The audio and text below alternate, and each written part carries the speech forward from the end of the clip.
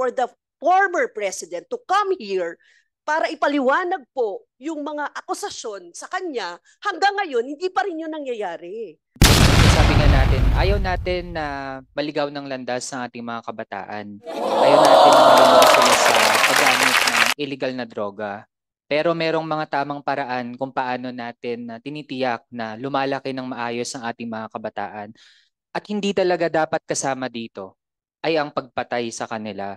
Lalo na mga inosente na mga kabataan na meron sana mga pangarap pero naputol na rin dahil sa nangyaring war on drugs na mula sa mga naging pahayag noong mga nakaraang hearing lalong lumitaw na ito ay anti-mahirap, ito ay naging madugo at hindi din naman nasolusyonan ng pangmatagalan ang problema sa droga.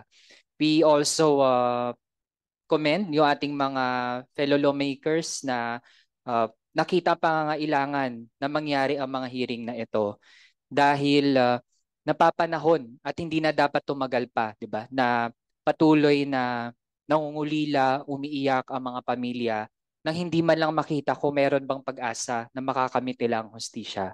Yun lang muna sa ngayon, Mr. Chair. Salamat.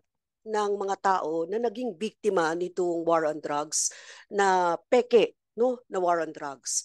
Sa tingin po natin dapat managot, no? Kailangan po magkaroon talaga tayo ng matitibay, no, na mga pahayag dito para nang sagad. At saka, Mr. Chair, gusto ko lang sabihin na we've been asking for the longest time yung mga involved dito na umattend.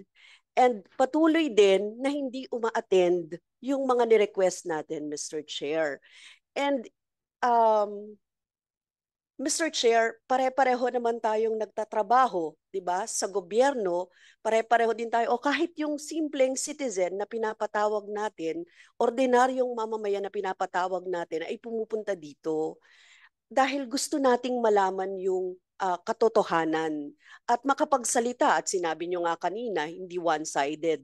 But again and again, we've been requesting for the former president to come here para ipaliwanag po yung mga akusasyon sa kanya. Hanggang ngayon, hindi pa rin yun nangyayari. So Mr. Chair, hindi pwedeng matapos sa ganito, Mr. Chair.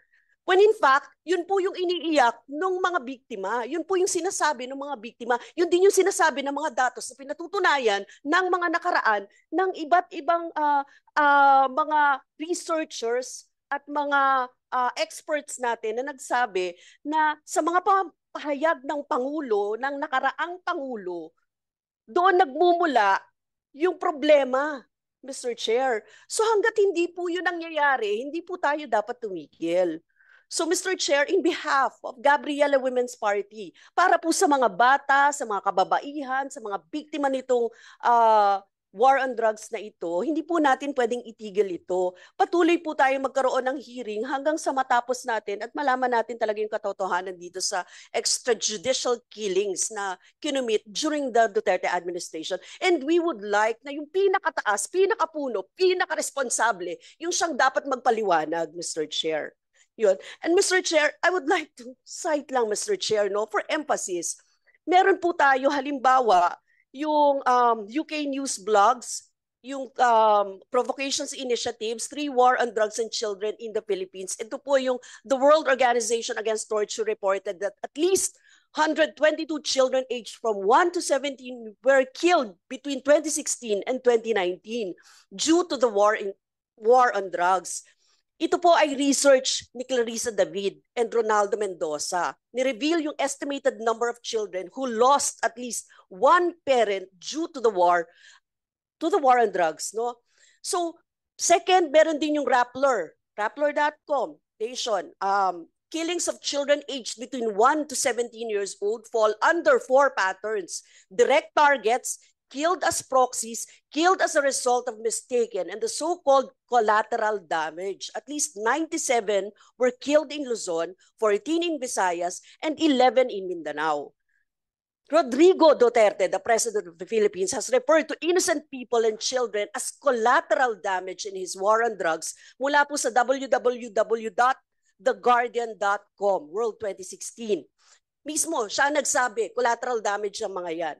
And lastly, Mr. Chair, Rappler din ito, killed in police operations, mga minors, college students, victims, war on drugs during the time. So Mr. Chair, hindi po tayo papayag na ganito lang yung abutin ng ating hearing. Na parang vague lang, na parang ang mga pwede natin sisihin yung mga ilan-ilan lang ng mga pulis, pero hindi natin makuha na nanggagaling talaga somewhere yung utos o yung mga ganitong mga sinasabi no na sa kanila na gawin nila o pumatay sila pati ng bata, Mr. Chair. Thank you, Mr. Chair.